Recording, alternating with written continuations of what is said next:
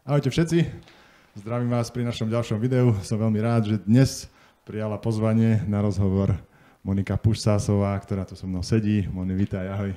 Ahoj, Peťo. Tak pokračujeme v našej sérii rozhovorov so zaujímavými ľuďmi, ktorí sa venujú možno takým alternatívnym veciam v živote, takému tomu nie mainstreamu. A mám aj ja s tebou osobnú skúsenosť, takže je to možno trošku jednoduchšie ťa predstaviť, ale na druhej strane to nie je až také úplne jednoduché. Ako by si možno ty predstavila ľuďom to, čo robíš? No, ja môžem povedať, že sa zaoberám hlavne za tie roky vlastne rodovými programami, pretože z môjho pohľadu je to veľmi dôležité, aby človek vedel, že v čom je zaciklený a zakliesnený. A tie skúsenosti, keď sa vlastne načrie do histórie rodu, tie skúsenosti z praxe, z klientely sú krásne, pretože ono sa to tam potom uvoľní a vlastne ten človek konečne akoby nabral takú tú stabilitu vo svojom živote a proste nabral ten smer. No a toto je takéto gro, ktoré vlastne, na ktoré sa fokusujem.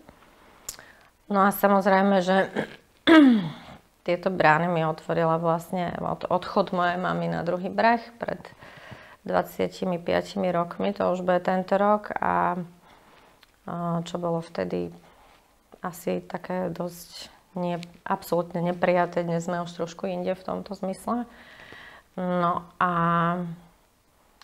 vlastne som začala hľadať cestu, ako to dať najavo, ako to dať vedieť, ako vlastne môžem tie informácie, ktoré mi jej duša vlastne dávala, ako ich môžem využiť, použiť. Samozrejme v prvom rade pre seba, prečo sa toto v rode dialo, prečo proste sa v rode nejaké tragédie, zauzlenia, krivdy hlavne, hej, proste udiali. Prečo mama tak skoro odišla, prečo proste sa to dialo, no a toto ma vlastne doviedlo na tú cestu hľadania a na to, že jednoducho som tu dneska, kde som, no. Keď ty spomenieš rod, znamená to, že to pokračuje niekde do minulosti, ako ďaleko možno a možno po ktorej línii? No, u každého človeka je to individuálne. Samozrejme, že sa nás dotýkajú obidva, hej. Obidve ako strany, aj maminé, aj otcové. No, niekedy mi prichádzali informácie, čo 5., 6. až 7. generácie. Ono je to dosť individuálne, pretože nie každý samozrejme vie o tej histórii a nie všetko sa dá dohľadať. Ale niekedy stačí proste aj počúvať nejaké príbehy, ktoré sa tradujú, hej? A každý ich interpretuje inak. A niekto zažil aj prababičku, hej? Čiže si môže spomenúť aj na to. A niekto nie, tak potom toto dohľadávanie je proste skrze informácie, ktoré dostávam ja z pola a odovzdávam tomu klientovi alebo klientke. Alebo potom sú také dneska nejaké inštitúcie alebo nejaké tie, kde sa dajú dohľadať vlastne nejaké histórie, tie rodové. Ale moja skúsenosť je taká, že vlastne ono to vždy korešponduje s tým, čo ten človek žije. Hej, že proste, že my naozaj pokračujeme vlastne nejakým spôsobom v tých rodových vzorcoch a zauzleniach, zacikleniach. No a zaujímavé, a teda väčšinou sa tu potom už ľudia hľadajú cestu, keď sa im začnú diať, že z tej generácie na generáciu sa to začne diať treba skôr, alebo tak ťažšie, v istých momentoch aj fatálnejšie, hej. Tak neviem, či napríklad ich ochorenia, hej, že nemuseli byť generačne ochorenia vlastne zdiagnostikované, nemuseli byť vnímateľné, ale proste človek to začne hľadať, keď to treba sa týka jeho alebo jeho dieťaťa, tak už začne hľadať tú cestu a dneska je tá doba hodne otvorená v tomto zmysle, takže to je super, hej. No, takže asi tak, tých 7, no, niekedy až 7 generácií, je to veľmi zaujímavé a je to stále napriek tým rokom a tomu času, tak stále som fascinovaná proste aj tými informáciami a hlavne tými progresmi. To je také krásne. Môžem aj ja potvrdiť, že naozaj je to fascinujúce a zaujímavé. Myslím, že 2-krát som bol u teba a 2-krát mi odstrelilo dekel. Ako si to ty prijala vôbec, že takéto informácie ti zrazu boli dostupné? Lebo asi sa to nestáva každému, nie je to bežné. Možno to niekoho vystraší, niekoho poteší. Ako to bolo s tebou? Dneska už je to viacej bežné, ale vtedy to teda možno, že aj iní ľudia o tom nehovorili, lebo to bolo taká uzatvorená téma, také tabu. No zmetenie, no nevedela som úplne čo s tým, hej. A hlavne na počiatku to bolo o tom, že ten duch alebo tá duša tej mojej mamy, proste ona naozaj jednoducho mi dávala najavo vlastne, že tam je, že sa proste rozhýbali veci. Nakoniec kamoška bola svedkom toho, ona sa teda nezaoberá takýmito vecami, ale bola v aktuálnom čase, keď sme boli spolu intenzívne. No a tak bol to veľký rozpor, pretože na jednej strane som bola aj vystrašená, no je to, vieš, ako zrazu sa ti začne klopať na skriňu, hýbať veci, otvárať okná a podobne. Ale paradoxom bol ten, že stále som sa vnútorne cítila bezpečne. Že to bolo také zaujímavé, že vedela som, že to je tá mamina duša. Niekde som to cítila, možno som to nevedela pomenovať, ale proste cítila som sa v tom bezpečne. No a po takom tom rozdýchaní začiatočnom som začala hľadať vlastne nejaké informácie. Nejaké knihy, nejaké proste niekde, kde môžem ísť. No tak, čo som našla ako také ešte, zjavne to tiež bolo v rode, pretože mamina mala v pivnici, keď sme to všetko ako čistili v byte tie veci, tak známo slepačiu polievku pre dušu, čo nebol štandard, hej. Čiže ono sa to tak nejak už tam otváralo, len sa o tom nevedelo, ani sa o tom nehovorilo, hej. Takže, no a tak začala som tak vyhľadávať niekde na internete, už vtedy to celkom fungovalo a boli také, že cesty k sobie a tak vlastne bolo, tak som začala o tom viacej čítať. No a potom som takú alternatívnu školu, prvú túto v Bratislave, ak ne na Slovensku, vlastne začala navštevovať. No a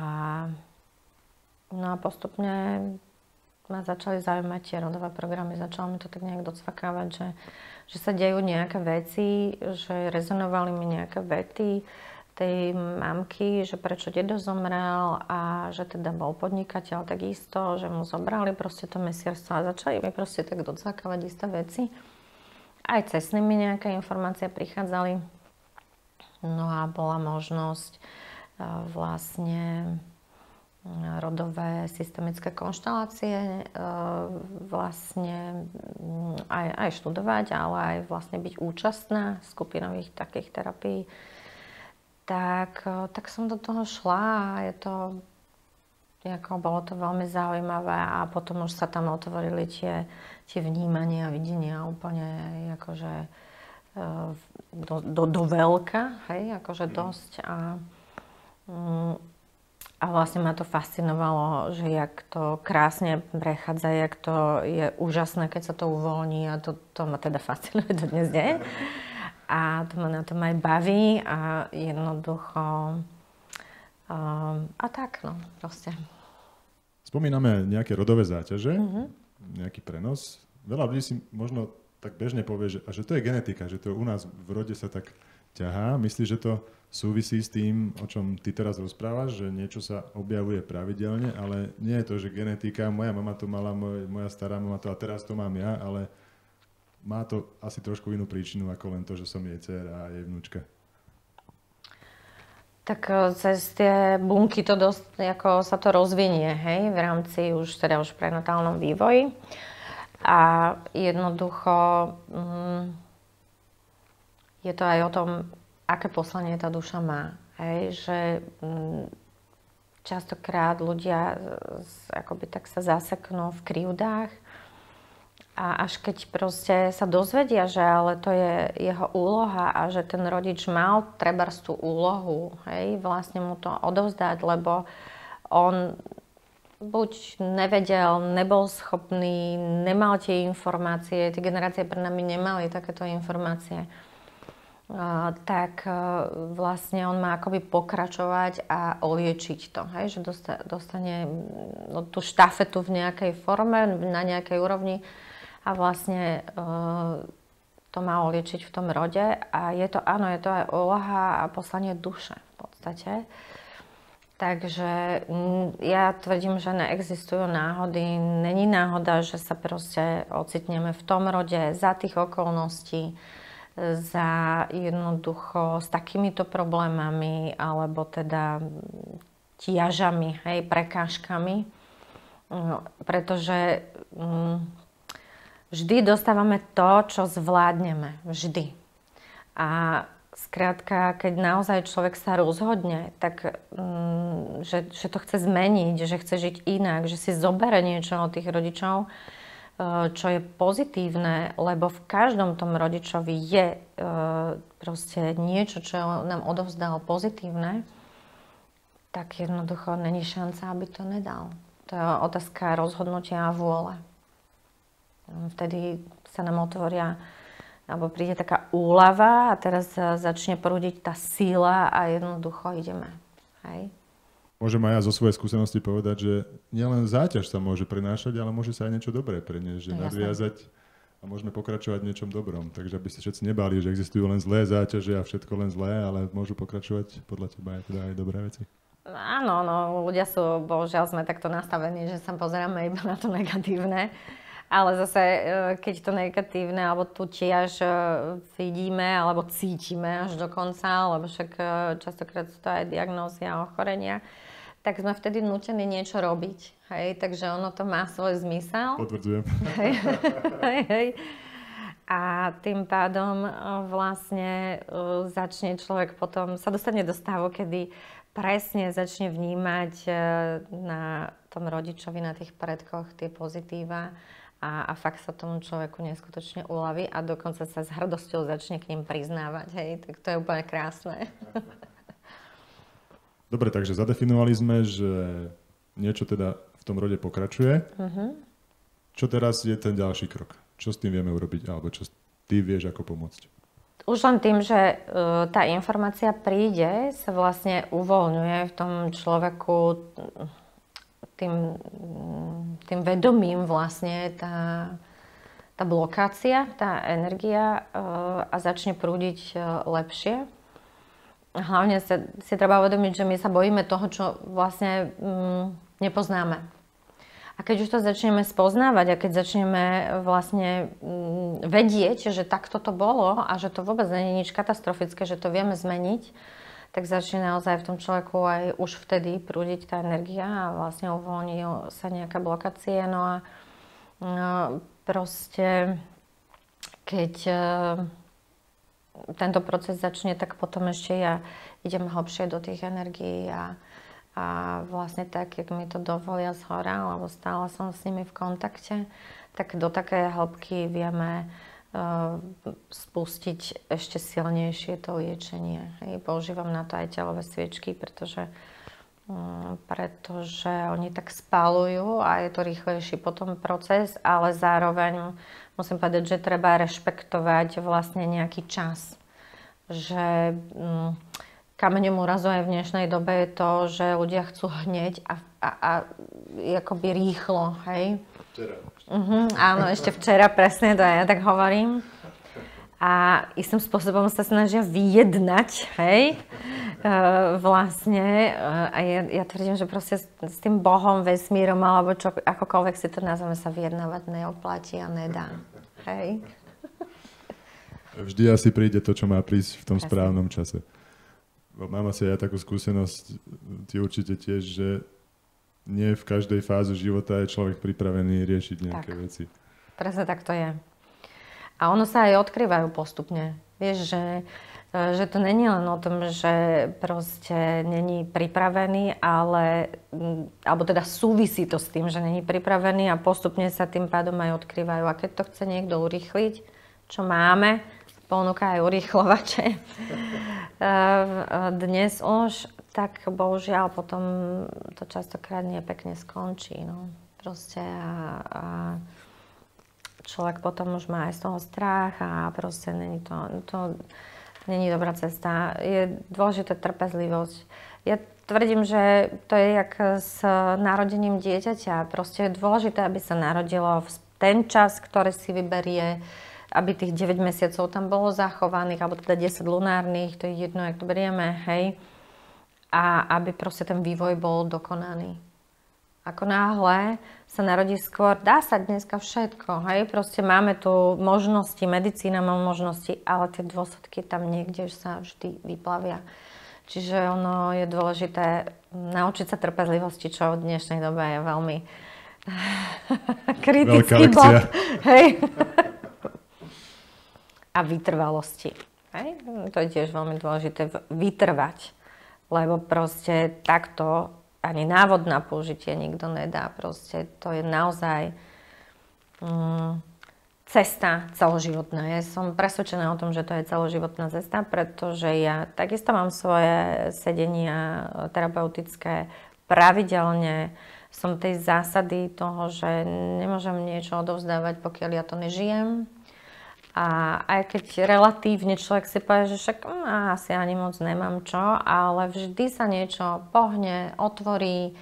Proste je dôležité, aby sme vlastne to začali brať tak ako treba šport, ako svoj životný štýl.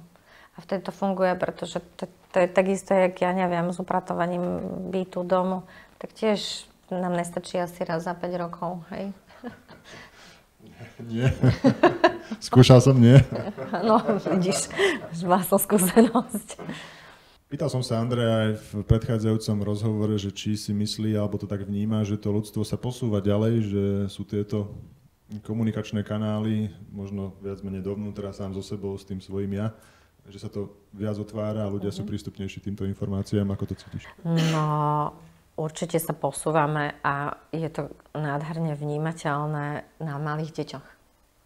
Jako tie decká sú úžasné a sú otvorené, prirodzene vnímajú tie veci a tým, že aj nás núti táto doba, energia, vlastne tie vyššie vibrácie a proste to liečenie seba nás núti vlastne otvárať tie kanály toho iného zmyslového vnímania, tak tie deti, tým pádom tí rodičia aj podporujú, preto sa mi tak aj dostanú aj do klientely. No a tam je to proste naozaj krásne vidno, hej? Že skrátka majú iné vnímanie, iné zrenie, iné cítenia a že jednoducho sa to ľudstvo posúva a hýbe. A napriek všetkým vonkajším okolnostiam ja to vnímam veľmi krásne a svetelne. Takže super, netreba mať strach. Sú aj takí, čo to vnímajú pozitívne. Ďakujeme. No, tak akože aj pôrod je bolestivý, hej? Proste treba si sa nevyhýbať tej bolesti, lebo keď nepoznáme bolesť, nepoznáme úľavu, hej? Nepoznáme tú lásku, nepoznáme proste ten posun. Keď nás nič neboli, tak nebudeme sa zamýšľať nad tým, čo urobiť preto, aby ma to prestalo boleť, čiže nehľadáme tie príčiny a proste nekráčame ďalej, ale aj pri tom pôrode je to dôležité, lebo vlastne je to kontakt s tým bábätkom, tá bolesť a proste vyzerá to divoko, katastroficky, ja neviem ako a veľmi bolestivo, ale vo finále sme šťastní, keď to dieťa príde na svet a je zdravé a krásne a tak. Hej? Čiže toto je tiež tak, no proste je to proces, ale ja to vnímam naozaj veľmi pekne. Takže ľudia nech nemajú strachy a nech sa naozaj moc neanalizujú, ale cítia. Lebo analýza je tiež veľkým kameňom úrazu, že sme zabudli cítiť seba, cítiť svoje telo, cítiť proste to vnútro, spojiť sa vlastne s tou silou tej duše, ktorá vlastne je tu na hrudníku, v tom centre srdečnej energetickej dráhy. No a zabudáme na to. Možno je asi aj dôležité pre to dieťa trošku zabojovať pri tom príchode na svet, že keď ho vyberú, asi je to úplne niečo iné. Samozrejme, sú prípady, kedy sa nedá inak, ale že z plezíru si nechám dieťa vybrať, asi nie je tá úplne ideálna voľba. Áno, to máš absolútne pravdu, pretože kontakt vlastne tej matky pri vedomí a precítení cez tú bolesť, to vlastne tá kontrakcia je komunikácia s dieťaťom a tak ako to dieťatko si musí prejsť tou cestou, hej, na to svetlo, keď si to zaberieme, tak ide z tmy do svetla, tak tá mama potrebuje vedieť, kde sa nachádza pri tých kontrakciách vlastne. A mala som možnosť proste prežiť pri dcere cisársky a pri synovi spontánny pôrod. A je to veľký rozdiel.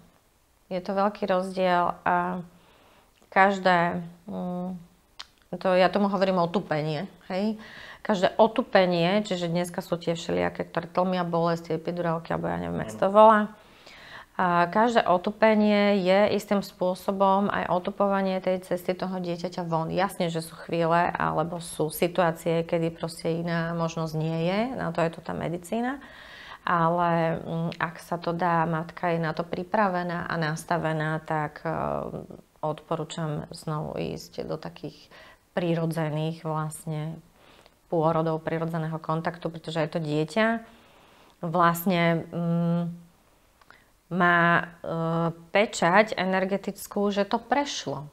Že síce pomaly, trpezlivo a prešlo. A potom tí ľudia oveľa pevnejšie stoja v živote na nohách, oveľa sú trpezlivejší v nadhľade a akoby si počkajú na ten svoj výsledok, na tú túžbu, na ten cieľ, kým príde mu do života. Takže to je veľmi dôležité.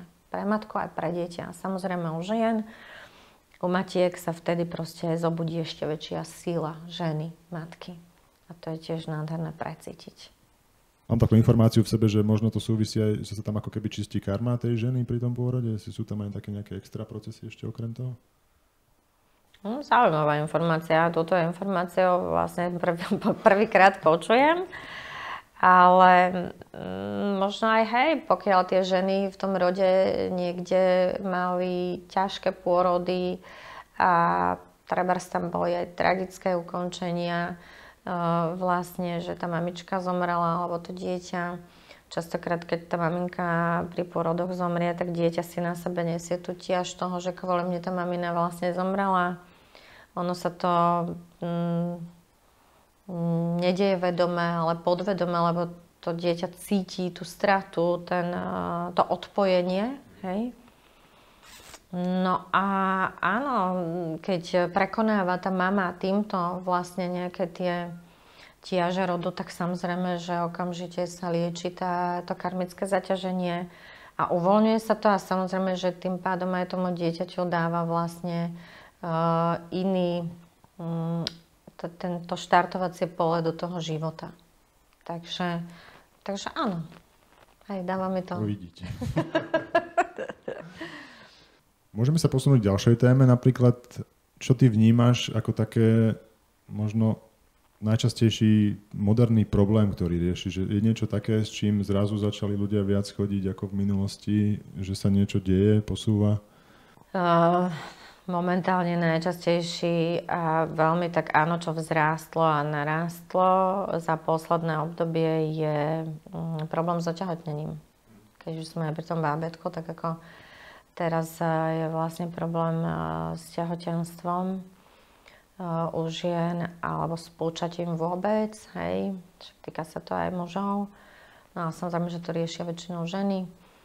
No a častokrát je to o tom, že vlastne oni sú zdraví, hej, ako medicínsky sú zdraví, obidvaja a žena je zdravá, lenže tým, že my už vieme, treba si uvedomiť, že už je dneska toľko informácií, že my nemôžeme byť k ním slepí. A keď sme boli nevedomí, tak nám akoby bolo odpustené viac chýb, ale keď už to vedomie máme a máme tie informácie, tak my si nemôžeme dovoliť ich ignorovať. Hej?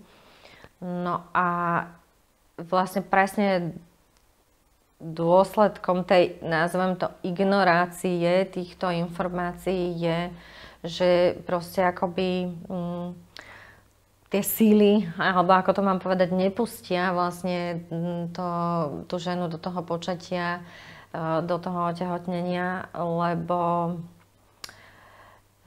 vlastne ona je príliš v tej hlave, v analýze, má to niekde akoby naplánované, hej, proste kedy je ten najlepší čas a ja tvrdím, že najlepší čas je nikdy a vždy, hej, pretože to je tak, keď raz túžim byť matkou a rodičom, všeobecne aj vy sami, tak to proste to je vždy a nikdy, hej, lebo jednoducho stále niečo riešime a niekam sa posúvame.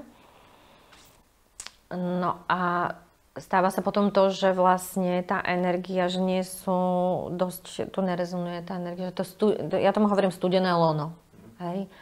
No a komu by sa chcelo ísť do studeného lona?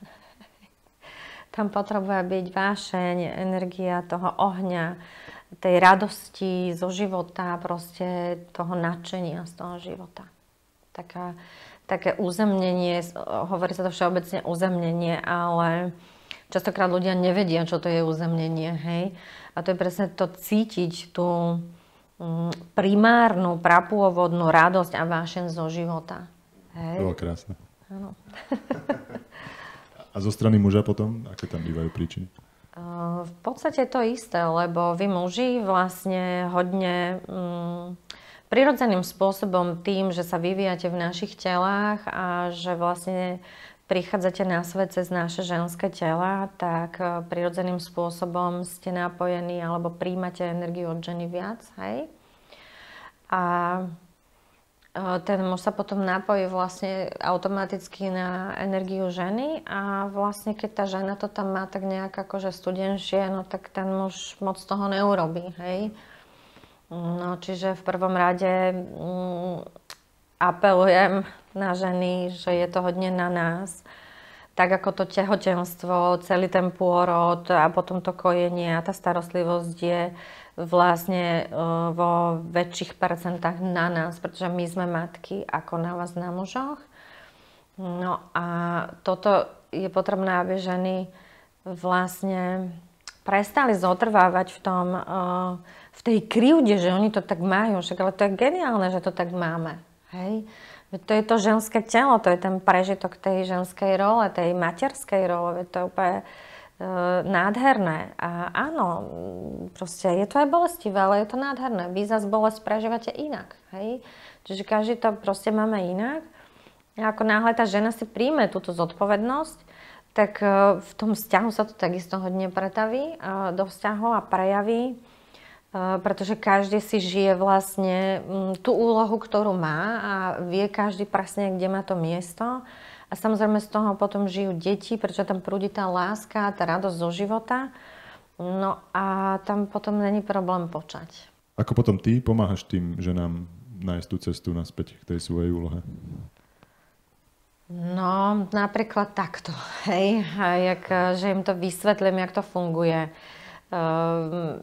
jaká je úloha tej ženy, hej, vlastne v tom živote a proste postupne ich sprevádzam pri tom, aby zase do súvisí s tými tiažami rodu, proste odblokovaniu a uvoľneniu tých tiaží rodu a prijatiu s radosťou vlastne tej úlohy tej ženy. Hej, lebo to je neskutočne dôležité. Ono sa tu tak aj hovorí, že svet stojí na ženách. A áno, stojí. Hej, preto je taká tá zodpovednosť na nás. A paradoxom je to, že keď tá žena príjme tú zodpovednosť toho, z tej sily vlastnej, ženskej, aj v tom vzťahu, tak jej sa neskutočne uľaví. Oni tie ženy sa toho boja, ale proste, lebo idú tým spôsobom a prečo muž nerobí to a a prečo ona musí to a tak ďalej. No tak pretože si žena, hej? Tak akože... A tu nejde teraz o to, že sa bavíme o nejakom patriarchate, to vôbec nie, ale to ide o to prijatie tej vlastne zodpovednosti tej úlohy tej ženy. No a vtedy naozaj paradoxne vlastne tá žena dostane veľkú silu a jej sa uľaví. A vtedy muž začne vlastne akoby prijímať a rešpektovať tú jej sílu. A to sa častokrát prejavuje aj pri naozaj takých úspešných mužoch aj v histórii. Hej? Za každým proste úspešným mužom stojí žena, proste stojí to jadro, tá sila tej ženy, tej podpory prirodzenej. A prišla mi taká tá informácia v priebehu, samozrejme, tých sedení dochádzajú informácie, ktoré sú dôležité aj pre mňa, častokrát som aj prekvapená, hej. A jedna taká krásna informácia bola v minulosti, že treba si uvedomiť to, že kráľa vedeli oslabiť tým, že mu proste zabili ženu, ale ženu, kráľovnú, vedeli oslabiť tým, že jej siahli na deti. Čiže my tam máme krásne zadefinované tie úlohy. Hej, a ja to tak niekedy aj tvrdo poviem, že pre vás mužov nie sú tak dôležité tie deti ako tá žena. Hej, ako v tom praprincípe. Jasne, že milujete svoje deti a tak ďalej, ale v tom absolútnom praprincípe je dôležitá tá žena pre toho muža. Hej. Ale pre ženu, keďže je matka, tak, alebo chce sa stať matkou, túži potom, tak pre ňu je veľmi dôležité proste to dieťa, lebo ho nosí vo svojom lone. A keď toto príjmu tie baby, tak aj v tých vzťahoch krásne sa posúvajú. Ale to aj vy muži žnete potom. Ale samozrejme, že ten muž musí byť otvorený tomu, aj tej zmene tej ženy, lebo ono častokrát potom tá žena proste ide a ten muž vôbec není na to nastavený, nechce, no tak vtedy sa ten vzťah rozpadá, nemá sa kam posúvať, hej. Ale keď ten muž je otvorený tomu a začne to tak ako vnímať, že wow, že teda sa niečo deje, tak tie vzťahy sa oliečia, proste výjdu z tej krízy, posunú sa na ďalšiu úroveň a proste úplne inak prežívajú tí ľudia potom tie vzťahy a tú lásku a to spojenie a takéto splínutie, by som povedala. Neviem, či to vnímaš podobne, ale mám pocit, ako keby táto moderná doba sa snažila zmiešať tieto úlohy, ktoré sú jasne definované a tie ženy chcú preberať tie mužské úlohy, tí muži chcú preberať tie ženské úlohy a podľa mňa to nie je ten správny smer vývoja. Ako to vnímaš? Není to. A vnímam to teda tak, že to není.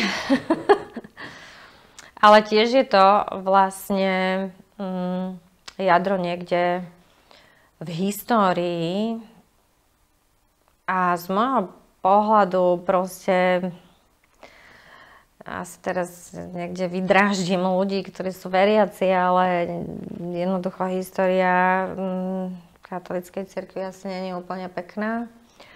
A pre mňa ako nie je prirodzené, aby muži držali celibát. Nie je to, ako keď sa vo svojom živote rozhodnú, že sú askéti, tak okej. Ale nie je to úplne prirodzené a za tým tiež musela byť vlastne žena matka, ktorá niekde niečo nezvládla alebo vysielala nenávisť voči otcovi toho dieťaťa. Proste to je niekde hlboko alebo ďaleko v histórii. No a toto sú dôsledky. Hej? Toto sú dôsledky, že proste sa ženy začali búriť, keď boli podriadené, podmanené. A podmanené boli vlastne už tým upalovaním čarodejníc, pretože tie síly sú pre mužov, a vôbec nie len pre mužov, aj pre iné ženy, ktoré nechcú ísť do toho, sú pre nich také, majú z toho strach, hej? No a keď upalovali v minulosti čarodejky, tak toto poviem, tak nadsadene, tak vlastne tie ženy nechávali tu siroty. A mne došla tá informácia, že vlastne v mene materstva sa v podstate veľa ďalších žien, ktoré mali tieto dary, síly, proste prirodzene silné, tak stiahli sa. Podriadili sa v mene toho materstva, preto mi tam vlastne aj došla tá informácia, že keď ženu chceli v minulosti oslabiť, tak, alebo kráľovnú, tak jej siahli na deti. No a vlastne potom sa to už niekoľko generácií ďalej až do nejakých takých ťažkých, tragických vecí a absurdita situácií vlastne eskalovalo. No a potom prišiel samozrejme odpor, hej, lebo proste tie ženy sa začali brániť, keď na to bolo nastavená energia, proste spoločnosť, že už to začala nejakým spôsobom príjmať. No tak sme sa dostali do takejto situácie a preto vlastne je z môjho pohľadu dôležité, aby ženy vedeli, že nemusia bojovať s mužmi, že nakoniec toho muža majú aj v sebe, tú časť toho otca tam majú, či chcú alebo nechcú. Čiže ak bojujú s mužom, partnerom, kamarátom, bratom, s kolegom, šéfom, to je jedno, tak vlastne bojujú s časťou seba, čiže s časťou svojho otca. No a ten rozpor sa tu samozrejme niekde potom prejaví, lebo je to neliečivé, je to kontraproduktívne proste pre zdravie tej ženy a potom prichádzajú aj ťažké diagnózy a zároveň takéto zmetenie z toho života a určite som za to není. No. Je dôležité, aby sme sa vlastne priblížili viacej k tej prírode a tam sa nerieši, že či ten samec má urobiť to alebo ono, tam je to proste jasne dané. Krásnym príkladom sú divoké vlčie svorky, lebo v tých rezerváciách sa zase začali chovať trošku inak, ale tie divoké vlčie svorky je tam nádherný príklad proste toho monogamného vzťahu, tej podpory a to proste jasne zadaná hierarchia a každý to tam rešpektuje a proste sa tak ako doplňajú. A toto je to dôležité, čo by sme si mali my, ženy, ale aj muži uvedomiť a začať vlastne aspoň. Už len keď začneme premýšľať o tej informácii, už sa dejú veci. Hej? Už to je, že tú energiu rozpíname a vlastne meníme postoj. A ako náhle meníme postoj, tak vlastne meníme aj tú energiu. Takže je dôležité aj príjmať, vlastne vôbec sa zamyslieť nad tým. Hej?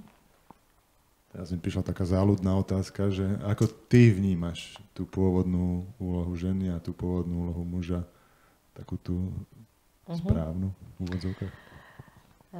No, pôvodná úloha ženy je proste naozaj byť v tej sile, dávať tie informácie intuitívne, hej. Nakoniec napriek tomu, že trebárs vikingovia boli divosí, ale oni rešpektovali pred bojom, respektíve pre nich to bolo dôležité, aby tie ženy im povedali, že či je na to dobrý deň, či je proste vhodná doba, aby išli do toho útoku, do toho boja. To je tiež také zaujímavé, hej, pretože to bola doba veľmi divoká, hej. Nemotaj sa mi tu hýba už bojovať. Presne. Áno, a tá žena, áno. A zároveň proste v tej síle, keď si tá žena vlastne naozaj uvedomí tú svoju sílu, tak muž má tú sílu ísť teda ako do toho boja a áno, ten bojovník. Vo finále ten král, ten archetyp toho kráľa, ktorý prešiel vlastne tými úrovňami pešiaka, rytiera, neviem, hej, šaša, až proste si zasadol na ten trón. A vlastne aj my musíme prejsť tými archetypmi a v podstate ich máme potom v sebe, akorát, že v sebe máme tú múdrosť z tej skúsenosti a tu vieme potom krásne zožať vo svojom živote. Takže pre mňa je vlastne žena vo svojej sile ako silná žena, ktorá absolútne rešpektuje seba a tým pádom svojho kráľa, svojho muža, svojho partnera. Super. Hej. Ale je to proces a potrebujeme sa k nemu prepracovať. Ale nie je to také ťažké, keď to tak ako príjme aj žena, aj muž v sebe, keď sa to uvedomí vlastne. Aké by si možno dala ty také najčastejšie odporúčanie, niečo, čo by tak najľahšie fungovalo? Nejaký odkaz tvoj ženám? Dnes sú ženy teda v centre pozornosti. Aký odkaz by si im ty dnes v tomto videu odovzdala? No, nech sa nemajú, alebo neboja takto. Jedna tiež kočka, holistička, ktorú občas sledujem, povedala krásnu vetu, že strach není od Boha, strach si tvoríme sami. A skrze túto vetu premostím k tomu, aby sa ženy nemali strach byť v tej svojej síle, v tej zodpovednosti za to, že sú ženy a že majú túto svoju úlohu. A tým pádom vlastne vedia uliečiť aj svoje vzťahy, aj toho chlapa, dať mu impuls, hej, a potom ho teda poslať, hej, že nechaj on sa trošku tak akože dá do porádečku. Ale hlavne nemať strach proste a nevyjednávať s Bohom sa proste nevyjednáva. S týmto absolútne súhlasím. Moje motto je, nedá sa žiť v strachu. Ten strach prichádza väčšinou odtiaľto a to ostatné prichádza tu niekde vznútra, srdiečko a intuícia. No keď sa rodíme, nemáme strach, vieš. To dieťatko ide tam prirodzene, bez strachu. Bojí sa a strach má žena, no dieťa nie. Takže dali sme odkaz pre ženy a máme ešte nejaký odkaz pre mužov?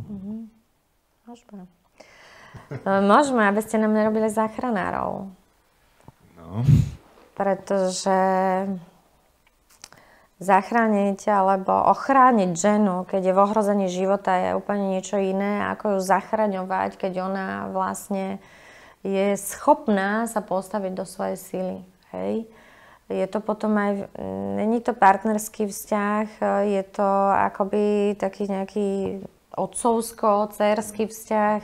Samozrejme, že apelujem, že aj naopak sa toto deje, hej? Že proste, že babi, nerobte matky svojim partnerom, pretože tí muži majú tú schopnosť, proste majú tú silu ísť do tej svojej mužskosti a vlastne, keď sa snažíme vás vychovávať a pedagogizovať a neviem čo všetko, tak vás uberáme o tú silu. A presne to isté platí aj naopak, hej? Keď muž sa snaží zachraňovať, vychovávať, lebo má pocit, že takto by to bolo lepšie, tak vlastne uberať sílu tej žene, alebo teda jej nedovoluje, aby sa naplno prejavila. A zároveň vlastne proste prichádzajú obidvaja o sílu vzťahu. Hej?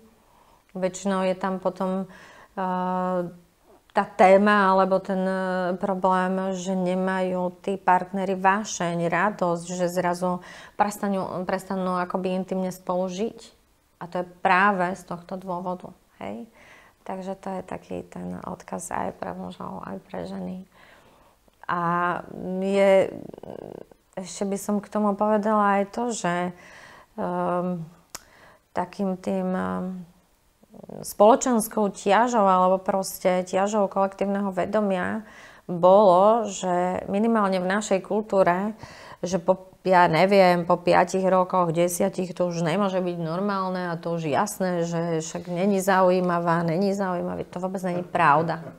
To není pravda, pretože práve keď tá žena si uvedomí svoju silu, dovolí mužovi, aby tú svoju silu nejakým spôsobom otvoril mužskú, tak akoby sa v každej fáze alebo na každej úrovni toho vzťahu zamilovávame do seba, hej, opäť a proste aj ten muž je iný, proste aj tá žena je iná energeticky a tým pádom vlastne tá vášeň, to také pnutie krásne plus tá láska tam len sa podporuje. Hej, že neodchádza, ale podporuje sa. A toto je veľmi dôležité. Fantázia, myslím si, že tu môžeme zakončiť tento krásny rozhovor. Moni, ďakujem veľmi pekne. Ďakujem aj ja. A uvidíme sa na budúce.